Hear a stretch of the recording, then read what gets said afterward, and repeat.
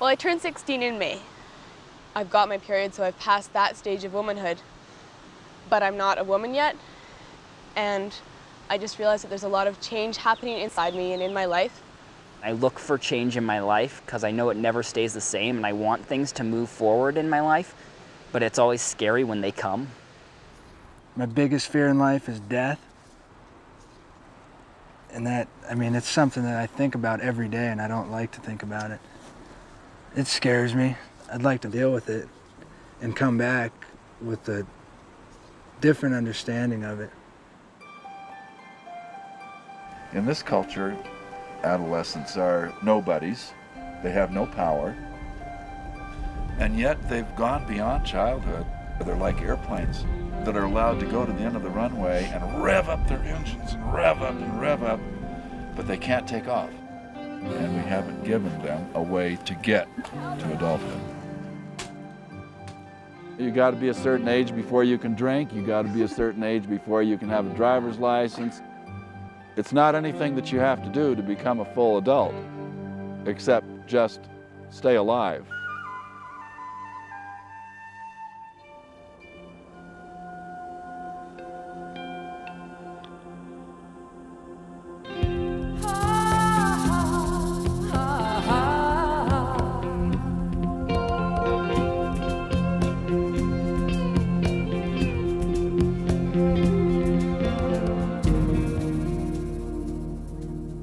In the Inyo Mountains of Eastern California, a small group of teenagers have come together for 11 days to mark their transition into adulthood. The core of this ceremony is living alone, without food, for 3 days and nights in the wilderness. For thousands of years, what you're about to do has been associated with passing from childhood to adulthood, from boy to man, from girl to woman.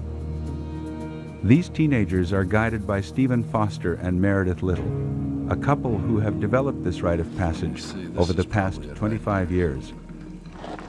Are there boundaries that we have to stay in when we walk? You're the boundary. Don't walk beyond yourself. Okay.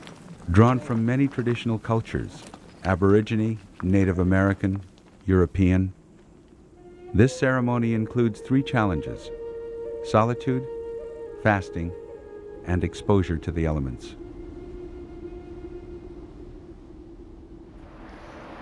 It's getting intense. I can't sleep anymore. Really? You're feeling it? I'm feeling it. What are the fears? What's coming up? I don't know, just everything. I wonder what's going to happen when I'm out there. And just the whole experience. What do you imagine? I don't know. I really don't. I can just see myself out there scared as hell. I'm really scared. And what do you do when you get scared? I don't know. I flip out. Sometimes I pray.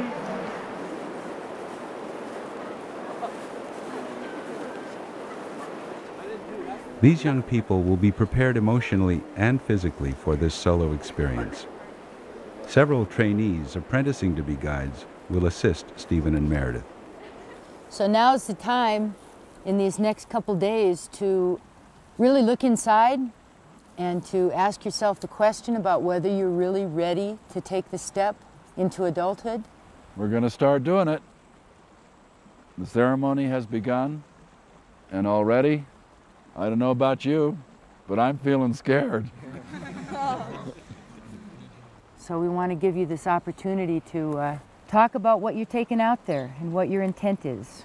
We'll go as deep as you want to go. If you want to stay on the surface, that's okay. It's up to you. But we know that the deeper you go, the better it is for you. Yeah. I mean, I don't even know what to say when everybody gets here and we all have to talk about stuff, you know, and sit in the circle. I don't know what to say. Mm-hmm. You know? Wing it. Yeah. Yeah, Come from your heart and wing it. I mean, I don't know if something I say is going to be off, you know. Never. Not if it's truth.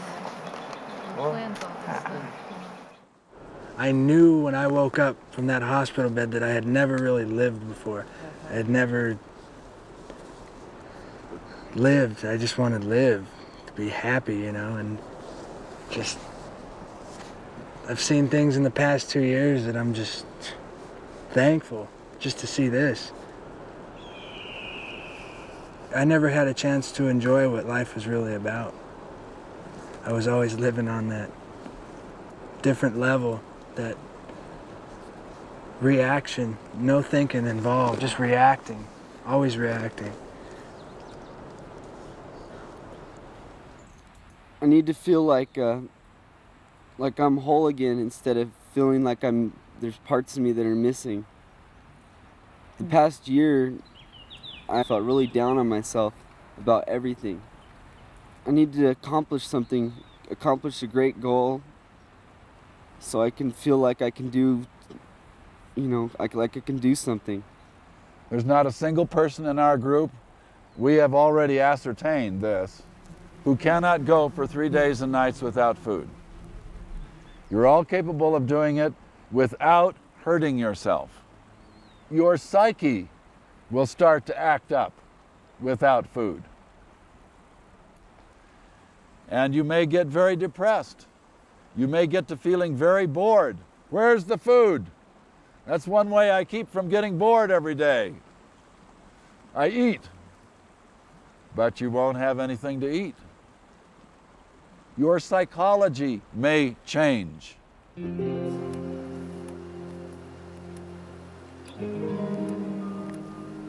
These young people have chosen this path to adulthood on their own. They are ordinary kids who could be from any neighborhood, from any hometown. One is the daughter of Stephen and Meredith. Like all teenagers, they face many challenges as they leave their childhood behind. I want to know that I can rely on myself. And I figure 3 days alone with myself, there's no one else to rely on, it can make me feel like I can do it. How do you deal with hard times in your life? Hard times in my life? Well, I don't know. I usually just go out and get messed up. How does getting messed up help? Well, it keeps me from thinking about things, But then again, it makes things a lot worse sometimes. When you say you get messed up, what do you get messed up on? It's mostly alcohol. Any of the speed that's going around town? No, I've tried it a couple times when I was younger, but I don't really like to do that stuff. It's not fun. So, I mean, I love to eat and I love to sleep. And then with that stuff, it's like you can't eat and you can't sleep. It's just it's just contradicting what I believe, what I love. When you almost died, were you aware that you were almost dying? I was in the mountains and I got stabbed. So I knew I was dying at that point. There was no question in my mind because I got stabbed in the head. And I was just bleeding, just trying to find someone to take me to the hospital because it was just chaos. It was a huge party. After I got stabbed, everyone started fighting. It was just chaos. And then I found my girlfriend and she just got me in the car and we started driving down the mountains, but we were like 35, 40 minutes away from the hospital. My whole life was just flashing before my eyes, in reverse though. Things that I did, things that I didn't do, that I wanted to do, just things coming and coming and coming. And then I just remember feeling peaceful. I wasn't hurting anymore and I wasn't mad, I wasn't anything. I was just kind of numb. And then I passed out and I woke up 5 days later in the intensive care because they had to do brain surgery, but I didn't know nothing about it.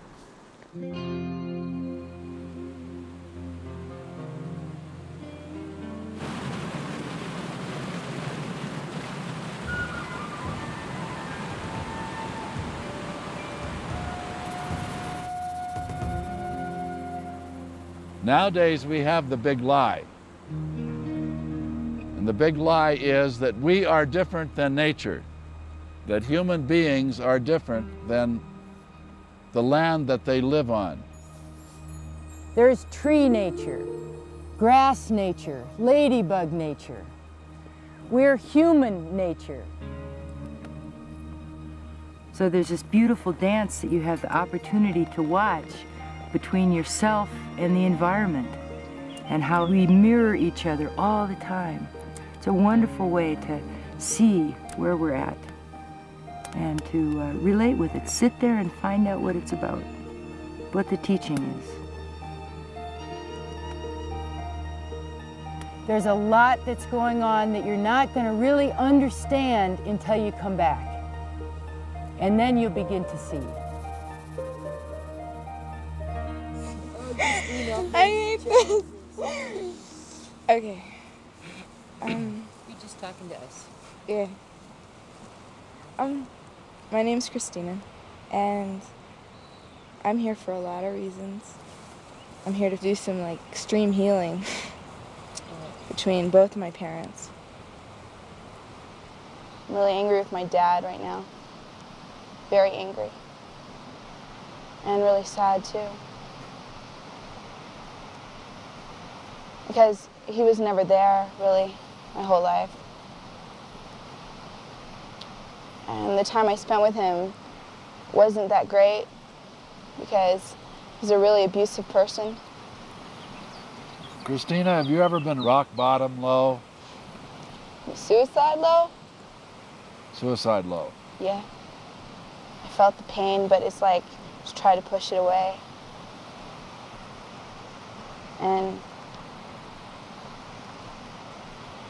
you know, I did that with drugs for a while. And drinking. Trying to numb it. I'm taking a lot of my dad out with me. A lot. You know, as children, without thinking, we assume the values of our parents and our culture around us. In adolescence, we stop and we say, wait a minute, what do I feel? What are my values? And it's a time not only to formally die to your life up to this point, but also to have the courage to call the new life to you the way you want it. The parents can't put their children through this process. There's too much past there. The parents know the child too well, the child knows the parents too well. Listen to that bird. Because Selene is Stephen and Meredith's daughter, the trainees will prepare her to go out. I sort of feel like this whole summer up till now has kind of been a preparation, some kind of marking of before I leave. So I haven't done anything like that though. So this is a marking before you leave, and what are you leaving and where are you going? I'm going to New York, to Bard College. I'm trying to leave as much as possible behind so that I'll be as free as I can to start a new life. I think I just need some kind of ritual to just close everything that's here. My friends, my parents, my house. And there's a lot of feelings about living here that I'd like to leave behind. I'm definitely ready. You're ready for this? You feel inside you're ready for this move? Yeah. You want it? Yeah. Yeah. Desperately. So if you find yourself, you're out there and your skin gets this kind of wet, clammy feeling, you're pale, you're tired, you feel sick in the belly, maybe dizzy, a little disoriented, you may have heat exhaustion. Wake up! Wake up! Wake up! He looks pretty pale. Yeah. Normalize his body temperature. Nope, he reacts. How do you do that? Provide warmth or shade is necessary. Shade and water, rest. Why can't you give me water? Because you can't drink it. Clothes on. Right. Selene, Breathing. put it on my head. There are a few people who feel nauseated when they stop eating. Other people get acid indigestion. Will you promise to come in if you find yourself getting sick like that? We've got to have your promise on that.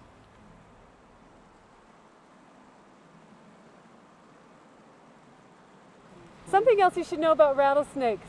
They're finding that people are getting the consequences of too big of a cut. Infected cuts from the razor blades are far worse than the rattlesnake bite itself. Rattlesnakes have full control of how much... Does anyone want to wake him? Hey, John, what do you think? It's okay. Let's pick him up and throw him in the river. That's it. In the river he goes.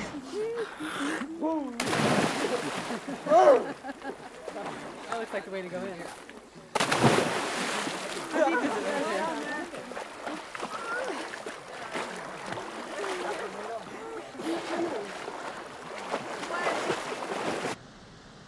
What are the things you don't want to think about?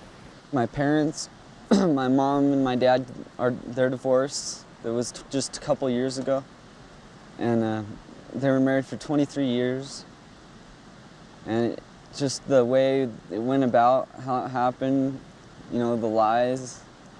Like my mom, she said she was going to college for 4 years, and she just left and never moved back. How'd that make you feel? Made me feel like she abandoned us, like she just left without saying goodbye, like she ran away. Have you talked with her about this? No, because she doesn't like to talk to me about it. She won't talk to me about it. There's more anger there? Yeah, there's a lot of anger there, a lot of anger.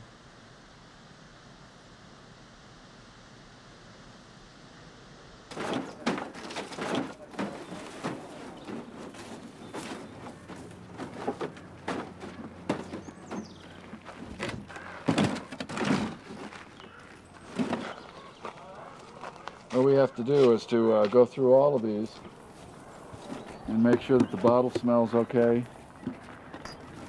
We give it the sniff test, and we make sure there's nothing in the bottle. We shake it out, and then we start filling them. We need 55 of them. 55.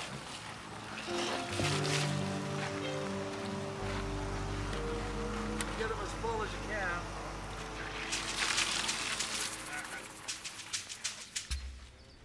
During the fast, worldly possessions will be reduced to a gallon of water a day, a sleeping bag, warm clothing, pen and paper, and a tarp for shelter. One small ceremonial fire is allowed. Books and radios will be left behind. I have a hard time letting people in, letting people get to know me. It's just that wall, that front I put up. I think that's probably because I don't want to get too close. For the reason of, you know, I might lose that person. Do you know where that comes from? Yeah. Comes from all the death that I've seen at a young age. A lot of death that could have been prevented too, I think.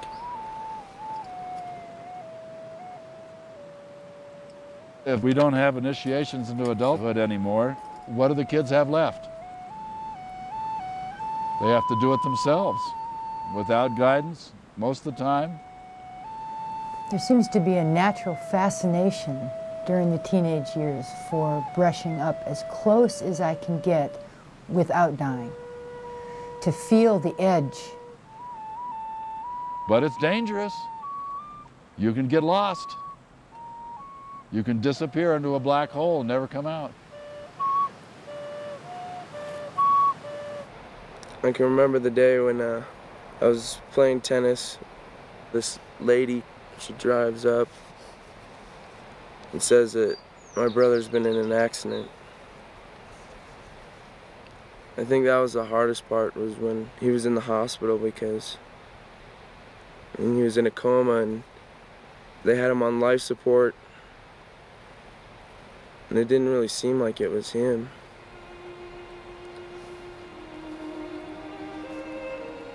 So I ran from that. I didn't go to the hospital very much. He was there for 19 days.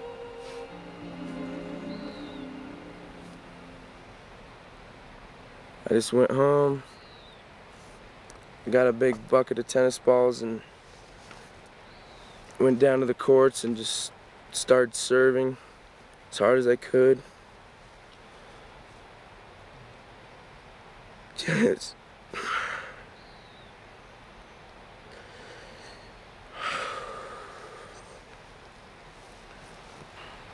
one thing that I'm real sad about is I can feel that he's trying to get in touch with me, and that I haven't let him in.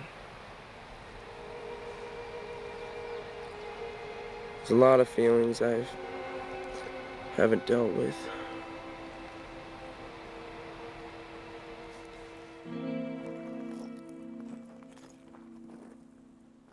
What's so beautiful about this ceremony is even though you'll each be absolutely alone and you may never see each other, that sense of circle is very strong.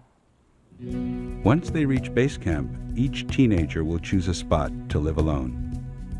They will pair off, and between them, a stone pile will act as a check-in system. Each person will remove a stone daily to signify to the other that they are all right.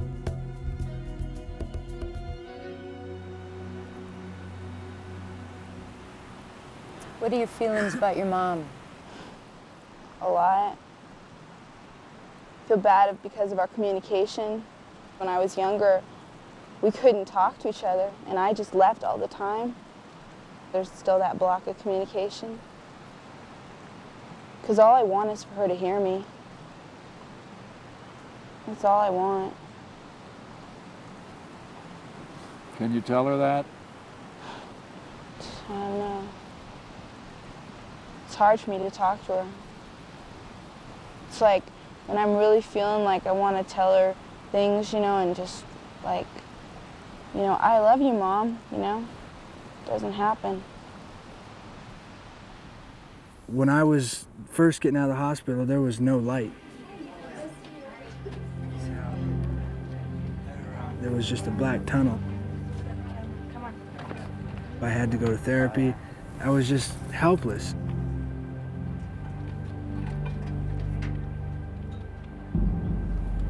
You got a big shadow.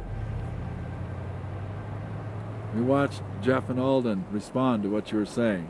We used to know him, but not very well. He was this guy that was always fighting the other guys. Yeah, you know, for so many years I put on that mask, that big mask of this is who I am, but you know, I could sit in my room and cry and no one would know it. No one would know who I was or what I was all about.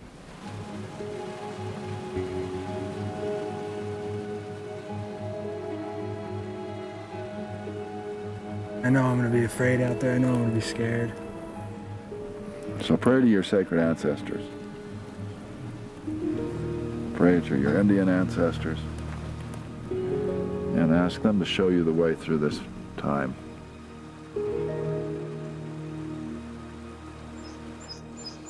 Any remnants of the injury? Well, this is all numb. Really? All this, yeah. It's just numb. Just from the surgery, or actually the stabbing. That's the mark right there. That one. That was the surgery, though. But your eye's okay, your eye's not. Mm-mm. It was real close, but it went in at an angle through the temporal lobe. Went in about 3 inches. And it didn't damage your brain? The blood clot damaged a little bit, but not enough to keep me down.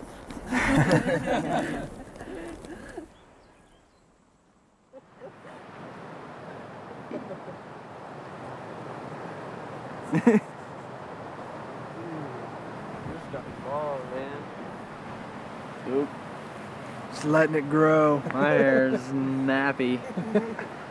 Started going with the wild natural look again. What's a comb? Don't know. There have been a couple of people came to me and they wanted me to make sure that you were going to be okay during your fast because they were afraid that you were putting too much sugar into your veins. Oh, don't worry about it. I eat a balanced diet most of the time. I just love to eat sugar, you know. I'll be okay. I just had a physical for the military and I'm perfectly fine. I'm wondering if you've thought about the new person that lies ahead and who she is. Yeah, I'm still wondering.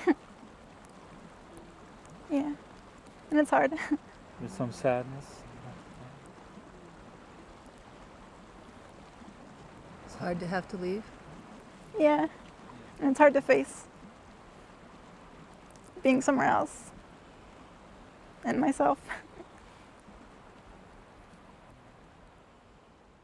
So the psyche of people goes through changes, that part of us. That's what that dark place is all about. The greatest gifts are in that dark place. You know, when you get depressed, black, it's real black, man. It's awful, horrible. You know what I'm talking about? Okay, that's the change place. You'll be there during the fast. You'll go there, no doubt about it. You can't change unless you do. You know, I'm not scared of being alone in the desert. I'm scared of the feelings that I have to face out there. Can you promise us that you'll take good care of yourself out there? Yeah. If you need to, will you come in back to base camp just to talk or check anything out? Yeah. Good. If the fear gets really bad, get in that sleeping bag and crawl down to the bottom and pull it over your head. It's a perfectly valid way to get through. I do that all the time. Lightning storm comes, you'll find me down at the very bottom of my sleeping bag. 100 strikes in one small area. That's what happens in the summer. What the storms look like is it's a big black cloud that comes over, and underneath that cloud it just pours rain and lightning. And there's something in the air that you can feel, but it's an amazing experience. You feel the hair rising on the back of your neck, then get way down, get way down. Get all Get metal into a crouch. away from you if you start having that. They say the best way is to just keep your soles on the ground and go down like this. So you got And then kiss your ass goodbye. Hope you don't have something metal in your back pocket. Yeah.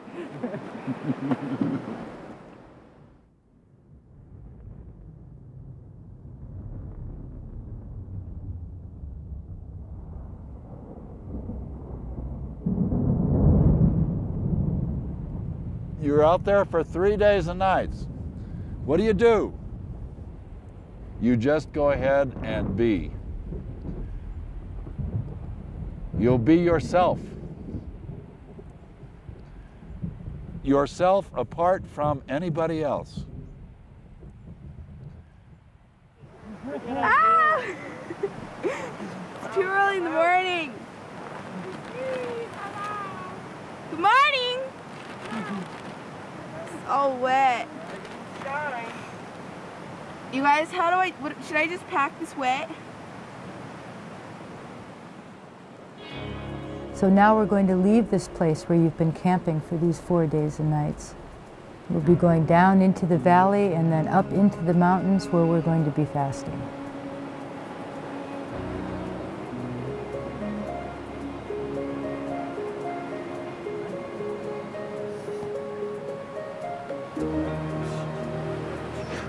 I'm starved.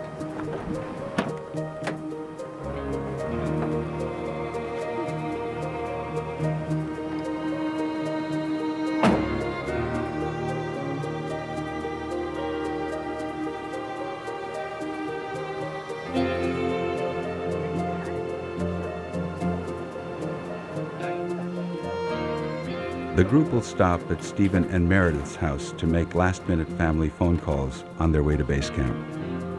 John is taking his own truck and plans to join up with the others at the house.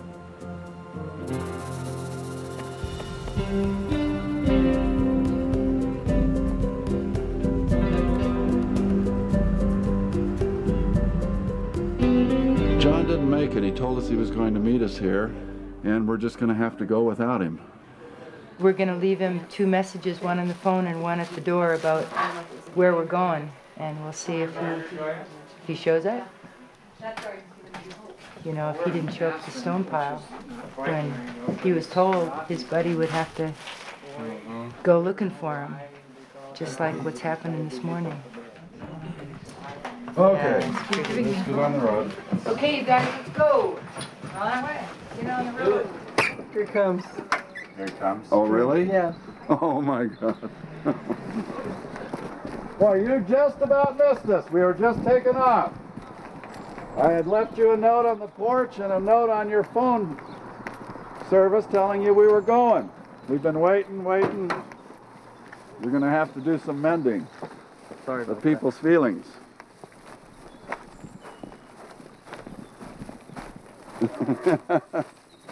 What happened? Oh, I got held up. I ran into my Navy recruiter. Oh.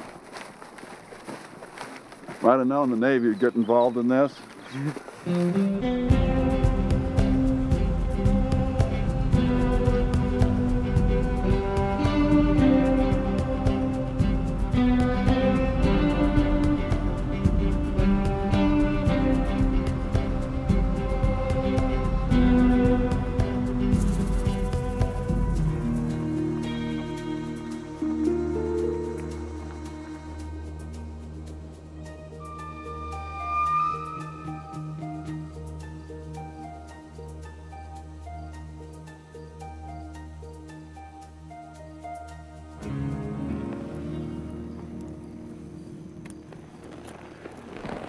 Well, finally made it here, I guess. Tomorrow's the day.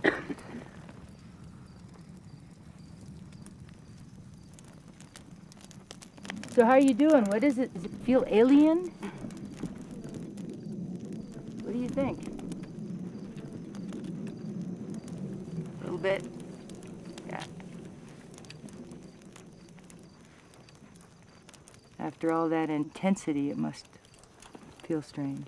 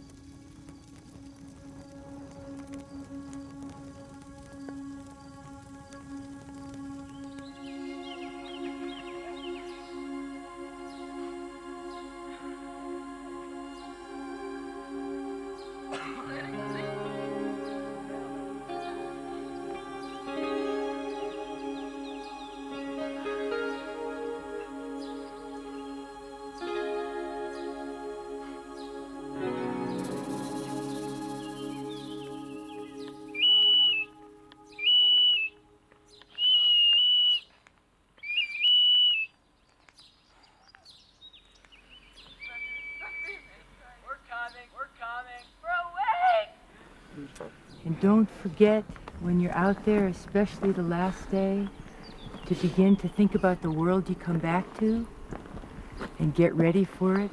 Consciously turn toward that world, because why we're doing this is to go back there. Don't forget to turn toward the life you're going back into. When you step out of that threshold circle, you've gone beyond us. You become invisible to us. So that circle is both a dying place and also becomes a womb, a birthing place. I'm proud of you. Real proud of you. Oh, man, have a good time.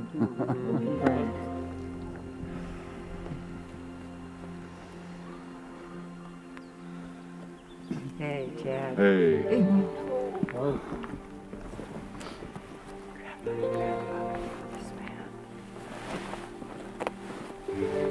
It's ready.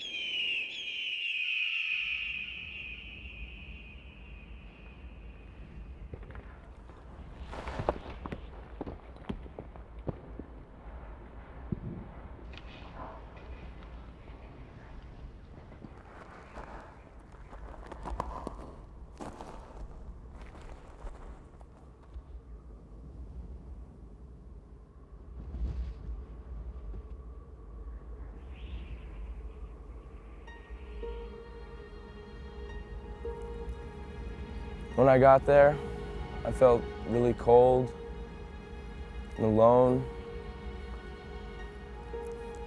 very depressed, very lost. Didn't even feel like setting up camp.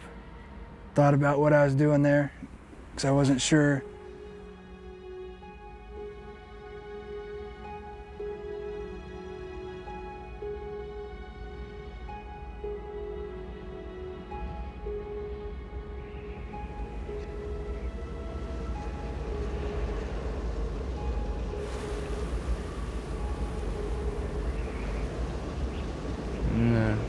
The wind was powerful that day for me because I could just feel it in my bones. And it brought me to how the wind can just change things. It changes directions all the time.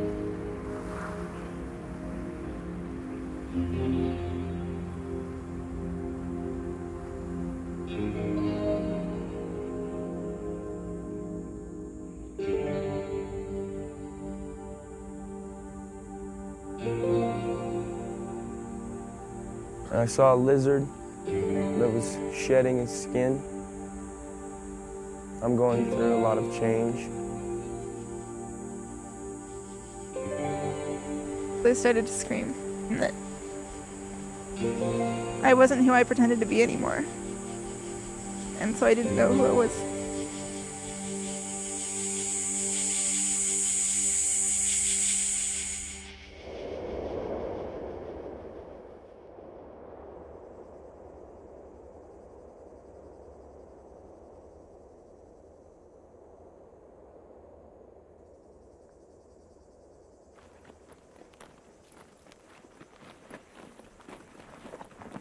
I had to come back. I really had to come back. And it's what I had to do. It's what I really had to do. I feel like it was the best decision I could have made, really. I don't see there's any way I could have stayed out there. Really. But then again, I feel really bad deep down inside for coming back.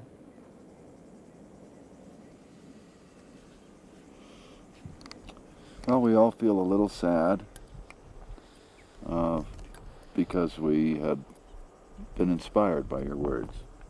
But we're also very, very glad that no harm has come to you. And you did the right thing. You definitely did the right thing by coming in.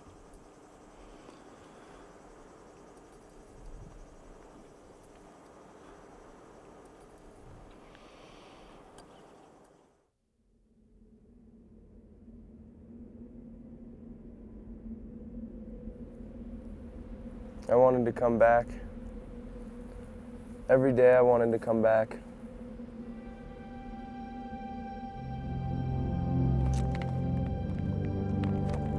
So I got up and walked around for a little bit, and I was real weak. Then I was just like passing out, kind of, just like feeling real dizzy, just.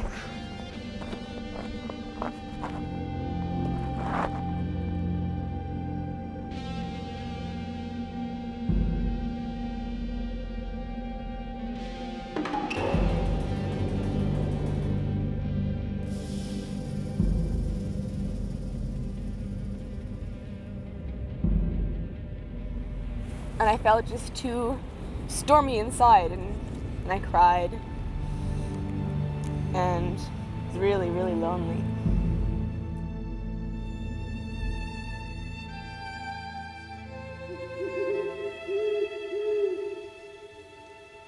I think it was the owl that woke me up. It just kept doing the same pattern over and over and over, scaring me. It was just an owl, but it was really frightening.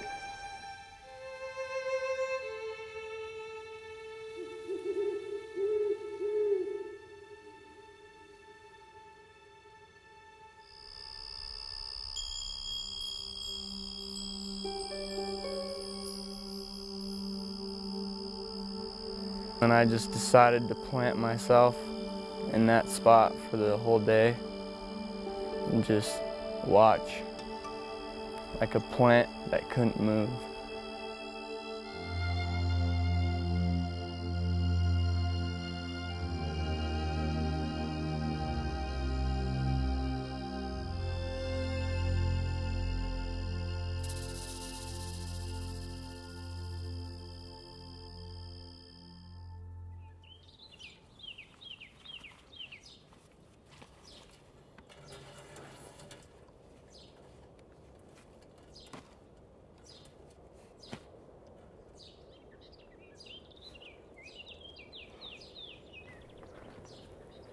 Come on, sit down.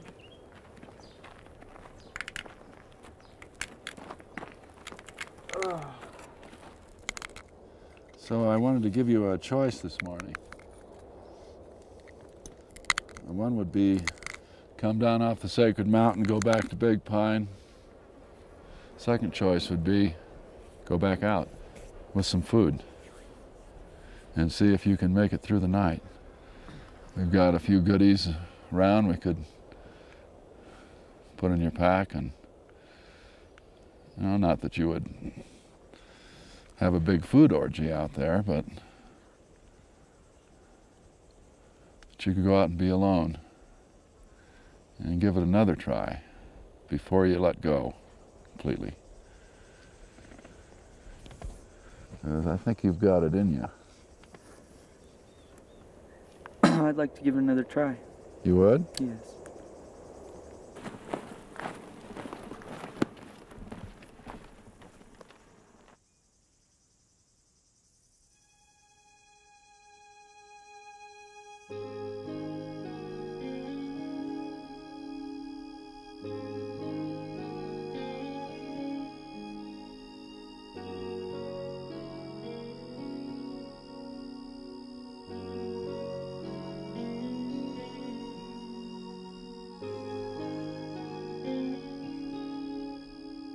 And about midday, it sort of hit me that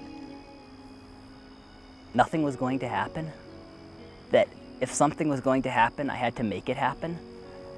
That it wasn't just going to happen by itself.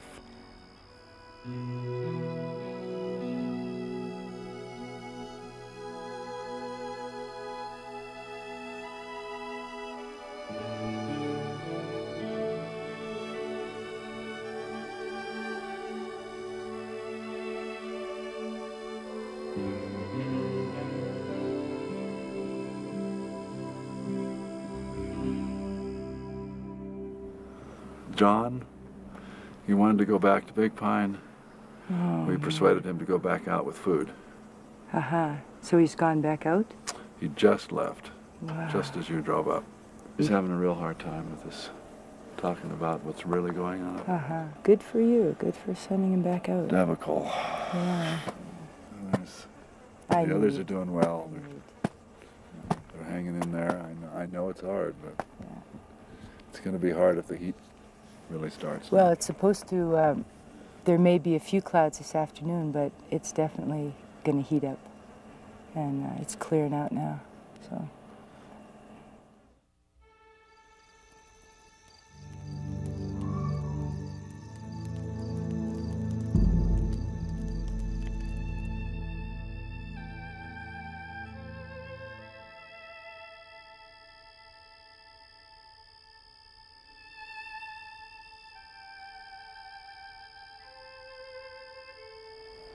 The whole time I felt really still. And I didn't think a whole lot while I was out there, which is a big change for me.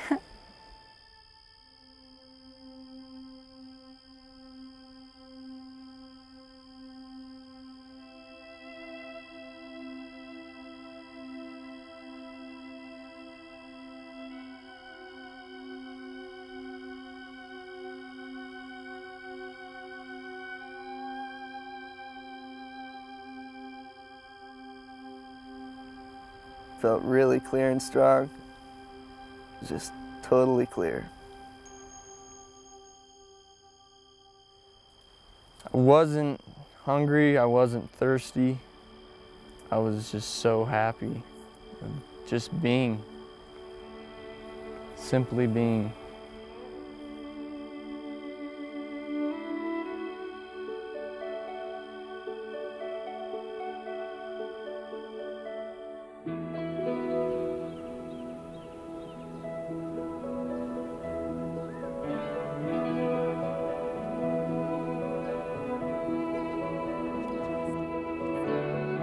we've ever had the parents actually here when they came out.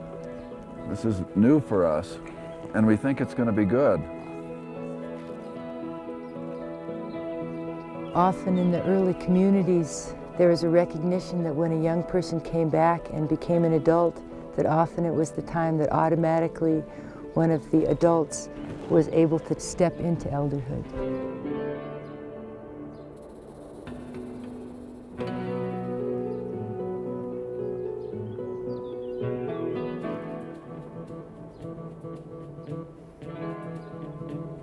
Sometimes I think it's maybe more difficult for we parents to let go than for them to step into this new phase. Before you step in, remember what you went out there to mark. And when you're ready to take that on, when you're ready to live that truth, you can step in the circle.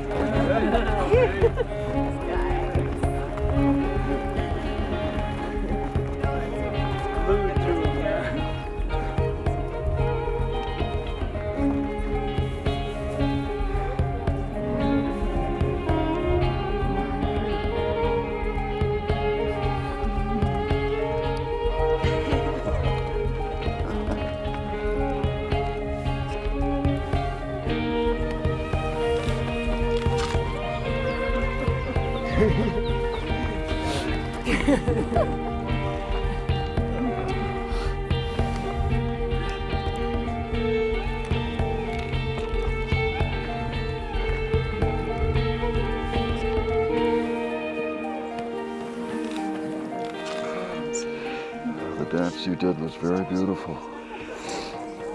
And it was your dance, nobody else's. What happened to that thing you had in your nose? I took it out. Oh? Took it out for my quest. I didn't want it in when I was out there. All right. Nobody can pull you around by your nose.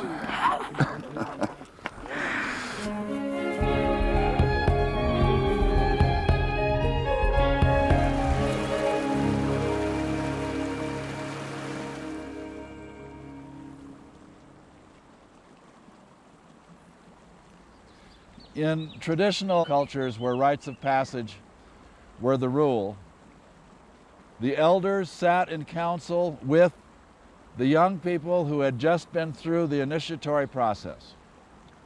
We're here to empower these young men and women and to help them to see their gifts. We will respond, and then the parents will respond to the stories. There's no way, even if we gave you several hours, that you'd be able to tell your whole story. A lot of it is still brewing in you. It's not even conscious yet. And the story will continue to unfold in this next year. I thought I was going out because of the fear of death, and I thought maybe I was going to find some way to deal with it.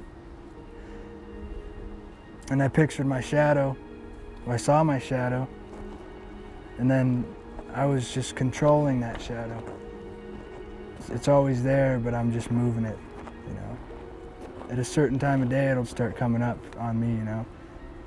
Just like death is gonna come up on me, and then fall behind me, and then I'll have to follow it. I have to live my life knowing that the shadow's gonna be there. Nothing wrong with it, just a part of me.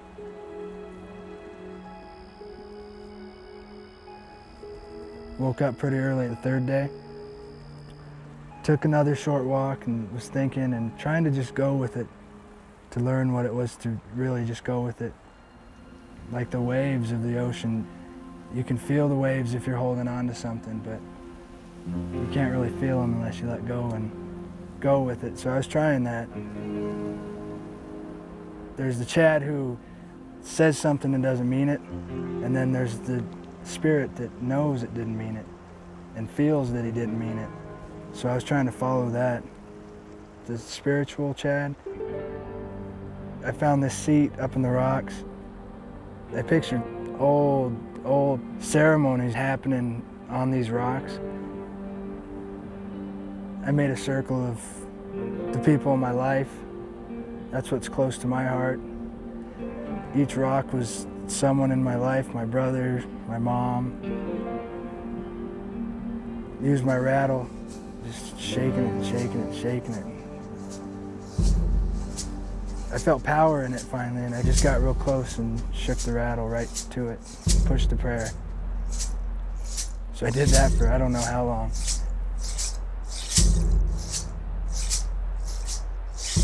Finally stopped and I was clear. It was silent for me, not just sound-wise, but mentally. It was real silent in there.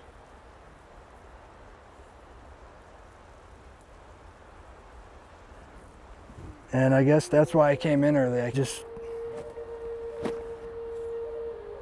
felt like I was done. I was headed back to the center again.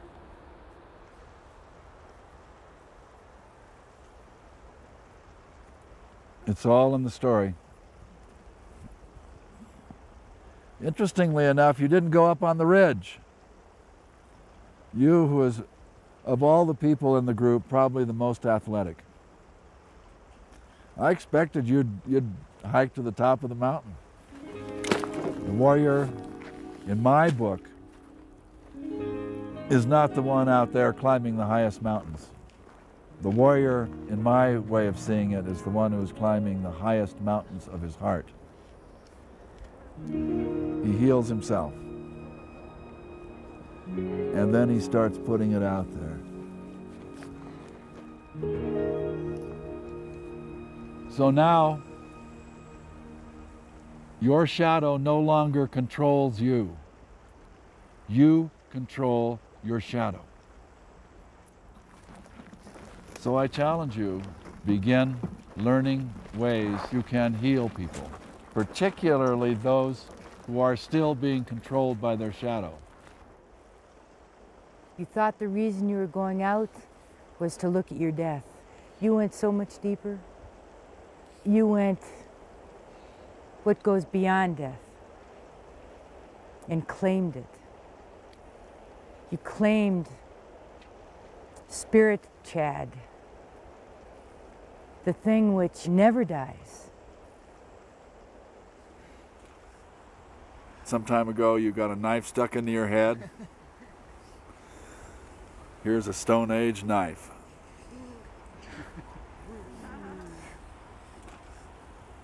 You got to put the handle on it.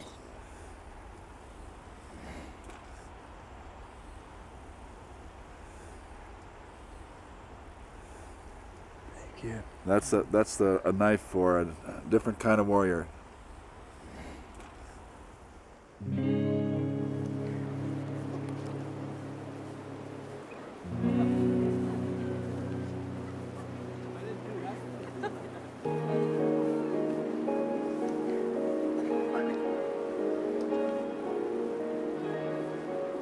I think my first day was the hardest. I went out and then I realized, oh, this is it. And I'm all alone. And it was so overwhelming because I guess every feeling in the crevices of my soul just was like pouring out. And I'd never felt that before, so I was just like, oh my God. And so I went back to base camp.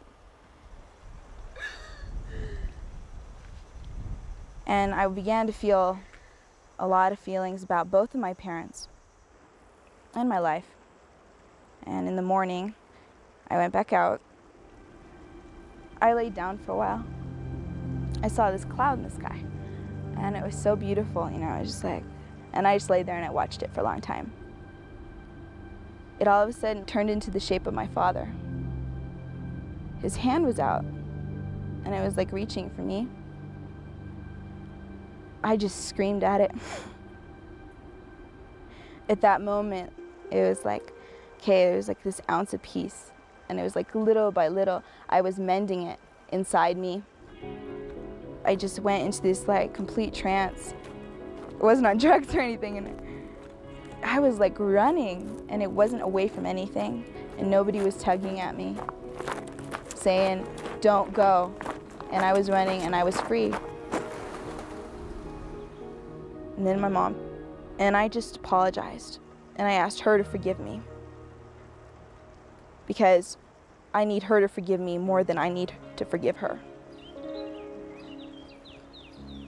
Who could have known that the young woman of the first day, who came back after a few hours and was just going through all this stuff, would actually go back out there and stick, just like a seed in the ground.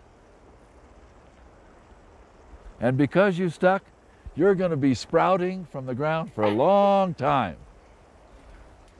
So the challenge that you take back into your life, it's not saying everything's okay now.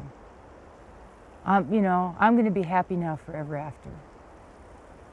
But to take back what you just learned, which is allowing yourself to cry when you need to cry, to scream when you need to scream, that it is not wrong, it is not a sign of weakness, it's a sign of strength. I am so proud of you. When I think of what I was like at 16, and the thought of doing something like this, to come face to face with fears, my pain, there's no way I could have done it. And I've always known that there's great power in you. And it made me really sad that I couldn't help you fight it back. But you did. You did help me.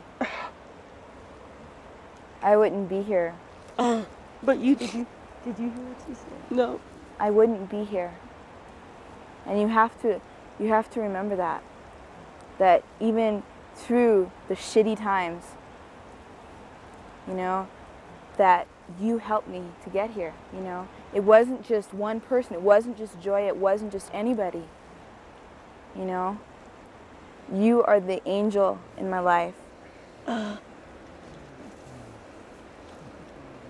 you've always been there. And maybe I haven't recognized it, but I recognize it now. And don't ever doubt that you never helped me here. Thank you, Creator.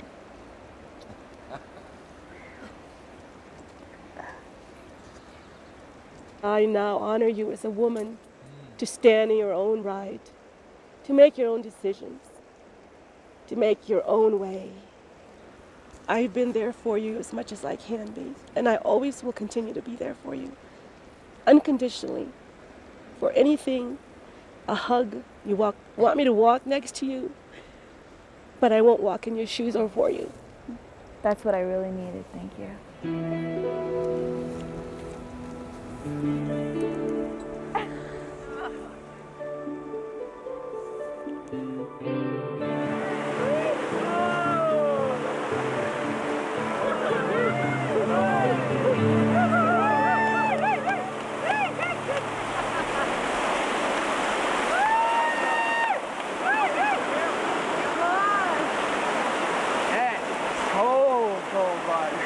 Straight from the mountains.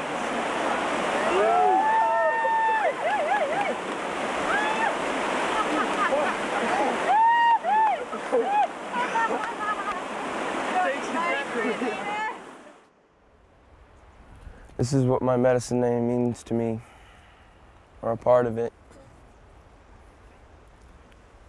Wounded scar. I was born to witness death. Death is what reopens the scar across my heart. And I was given choices on how to deal with the scar and how to heal the scar. I chose to ignore it, and so it became infected. The infection made treatment very painful. But as time passed, I forced myself to forget.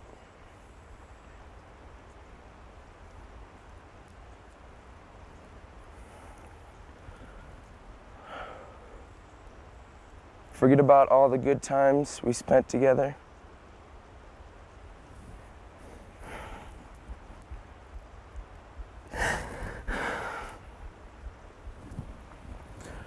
Forget about the way he used to make me laugh.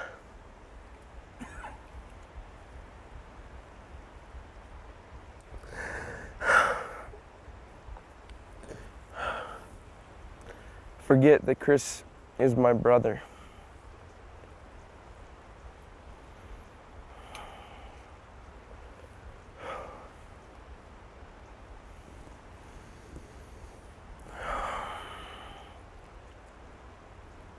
Chris is the scar. Because of his death, I've been wounded deeply.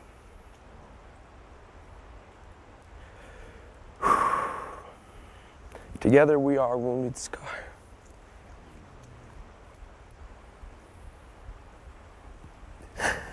Ooh.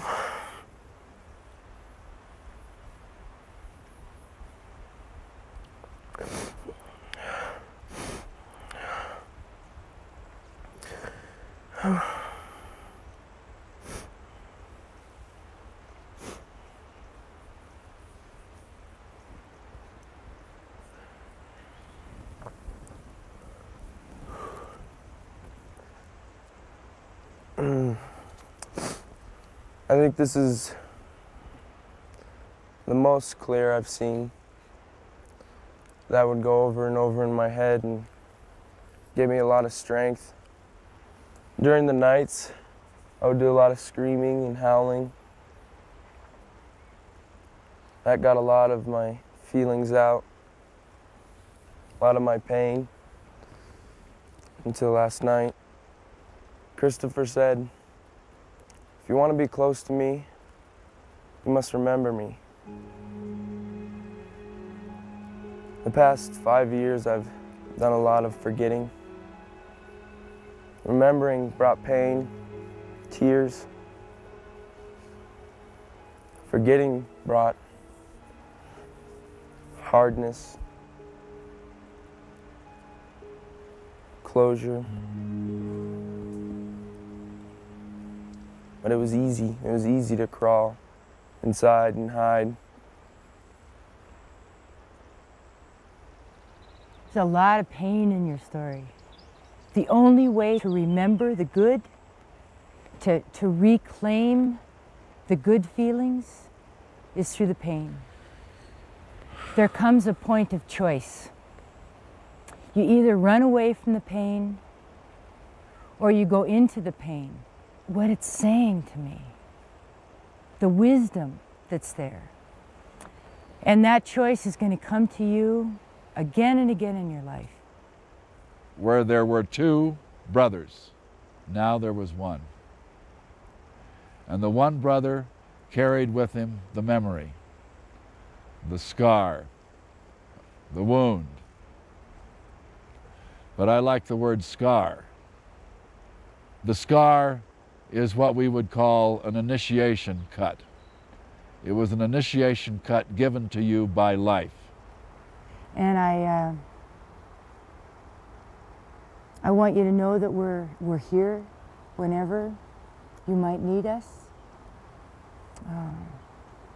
Be great if we get a phone call when you're 50. I don't see how old I'd be. But, you know, you did good. Thank you.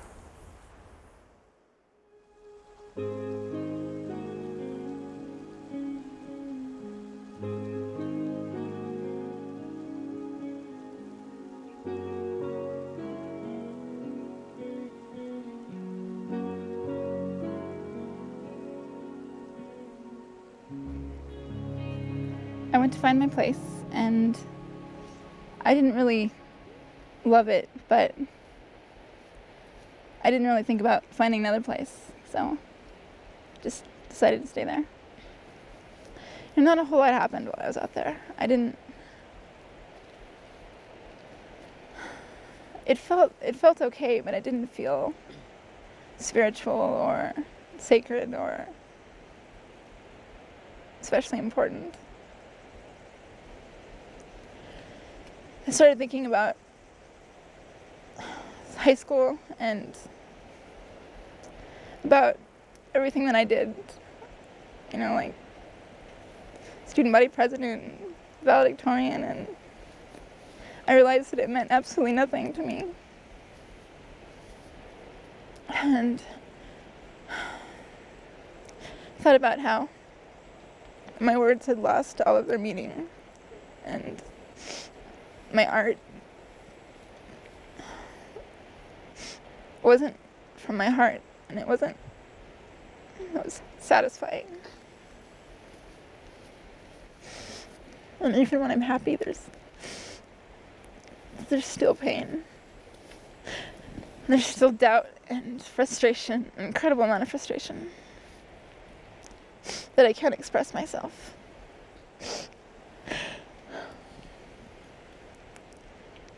So I started to think about how lately the darkness had become my enemy, and how I had used it as comfort for so long, and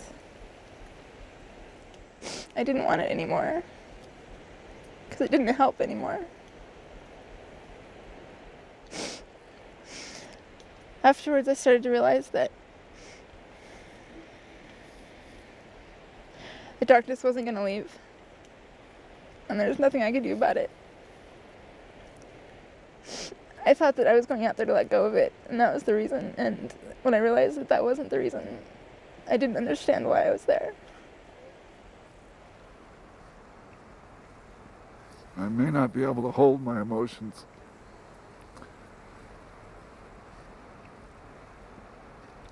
Under control. But I'll be between periods of incoherent, I'll be coherent.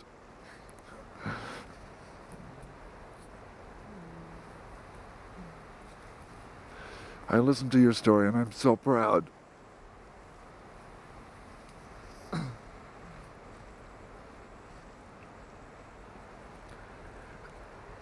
And feel so full of love. I'm real happy that what you have done is like ashes in your mouth. Because I've also felt that and know that that's what's kept me going beyond myself.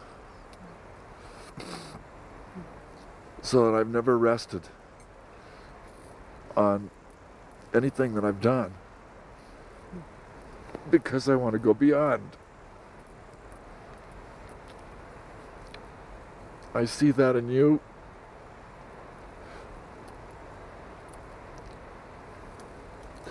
You seek the truth. And you seek to take the veil off the face of God. And I know that for everybody who tries to do that, God does a real heavy find me dance. You got to where everything died. Everything. Everything that held you together through some really hard times. Everything that you held as your identity through times when you needed it so much. Taught you so much. You let it all go. Till there was nothing. Start new, anywhere, any way. Take it. You deserve it.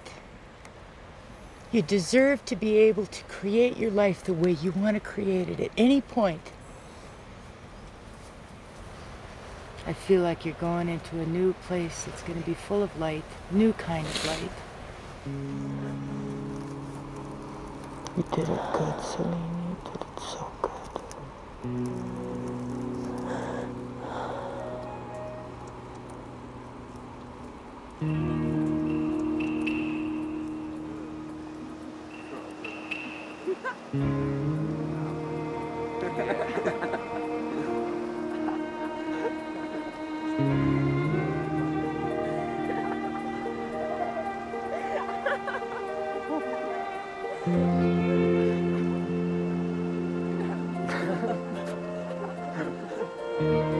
I walked out with confidence, and for some reason I felt like I wasn't ready to be out there. And so I got my stuff back together and walked back to base camp, and the next day I went out again, feeling even more confident than the first time. And I got back to my spot and I sat there. And I wasn't very prepared. I had to go out in sandals. I didn't have a tarp. I wasn't really as prepared as I should have been. And so I sat out at my spot. And then I started feeling really lonely. And I decided to go with it and just sit there and think about my loneliness. So I got really homesick and I walked down to the road thinking I was going to hitchhike back into Big Pine. I got to the road and then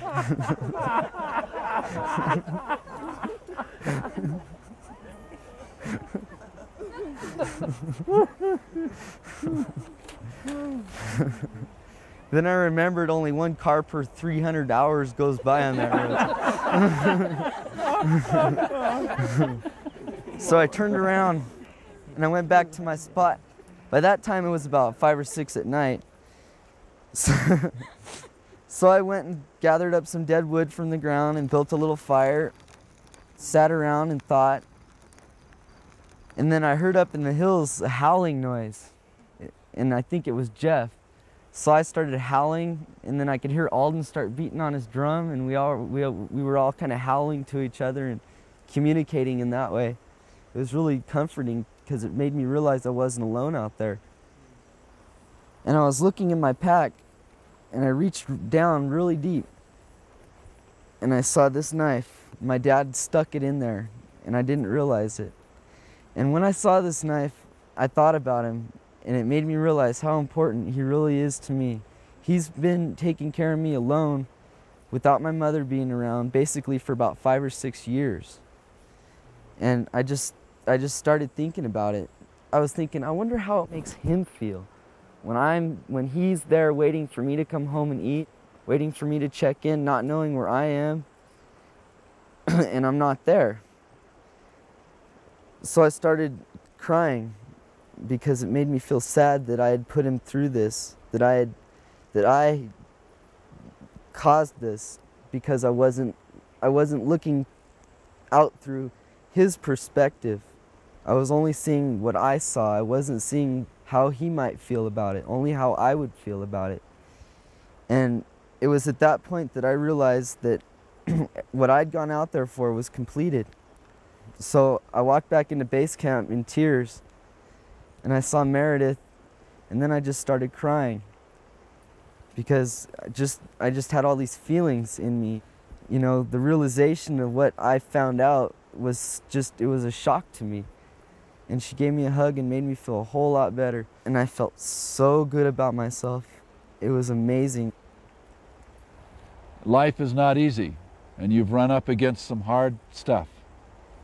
I know that within you there is a great longing. You were reaching down trying to find out what it was. And actually it wasn't food. We made a mistake. It wasn't food. But what it really is what we all feel. You feel it very deeply. You said it, loneliness. And what you were really lonely for was those people who love you most and who accept you all the way. The most important man is your father, of course, and he's the one who most fully and forever will accept you. You could become a blithering idiot and start shitting all over yourself, and he would just love you completely. You know that, and you're lonely for that. You're lonely for that man. And someday you will be that man yourself. And you will have children, and you will know that love. And you'll give it to them. Because it's been given to you. And I think it's all over you. I mean, it's already all there. It was hard what you did.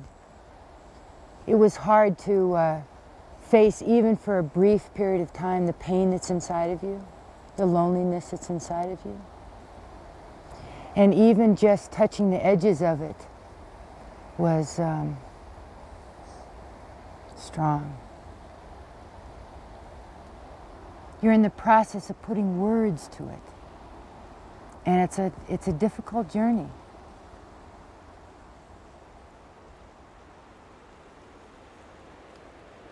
It's difficult to express when you see a very unsure,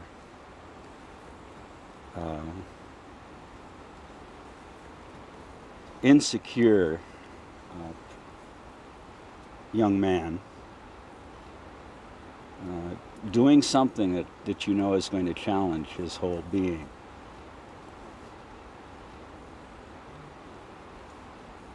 I saw him leave the house one way, excuse me.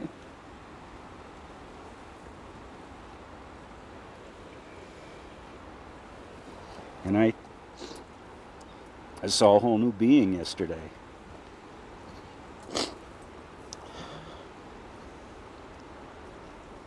You picked it up this time, pal.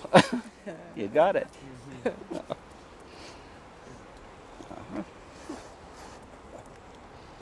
And I truly honor you for that.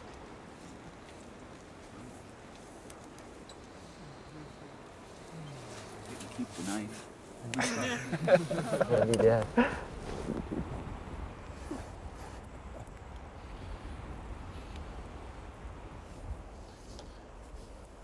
So I think that this represents one night alone in the Inyo National Forest. Wear it as a badge of honor. Thank you.